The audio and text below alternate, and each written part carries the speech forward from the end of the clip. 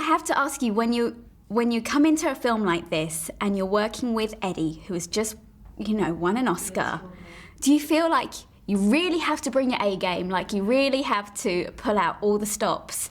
I think I was actually on the tube when I read the announcement that Eddie Redmayne and Tom Hooper were teamed up to do this film.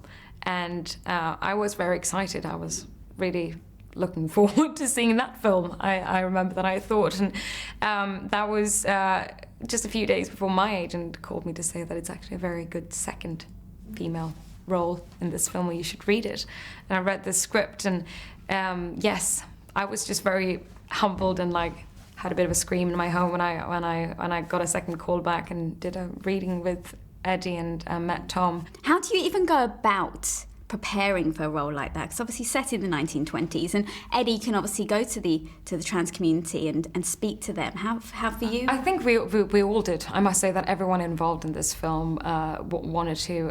The immense amount of generosity in people who you meet and you don't know, and who actually said, you can ask me anything, really, about my personal life, about my experiences, and you're like, and that was pretty extraordinary. And of course there was you could go back and try and find as much information possible about these two women.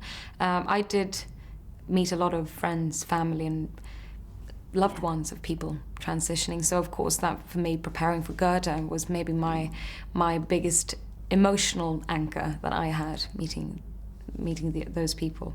Seriousness aside, though, because obviously it has got that to it, when you and Eddie, are having those moments where you're teaching him how to do the female mannerisms in the film, was that a lot of fun offset as well? Because I imagine it was. It was already on the page from the beginning. You can kind of feel the amazing that they have such a strong just connection, these two people, and they are.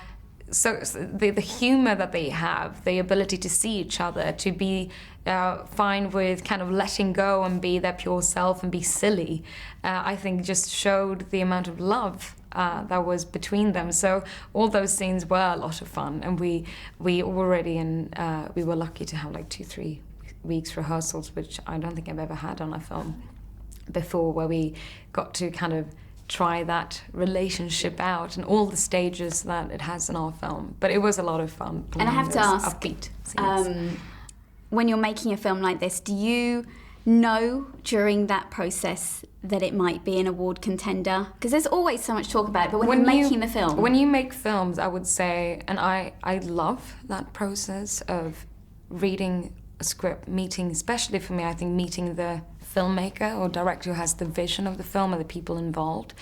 And it's that thing of coming together in a group and you feel that people believe in the story and everyone wants to bring their little their bits, because it's a machinery making a film with everyone on set. But the truth is that you never ever know what a film is going to turn out to be like, because it's such a big thing in the edit as well, and the making of it. But it's a wonderful feeling when you feel that belief in a film together, and that definitely was on set for this one. It is everywhere, so good luck with it, because I thought it was an amazing film and you were wonderful. So thank you so pleasure much. to meet Thank you. That's so sweet.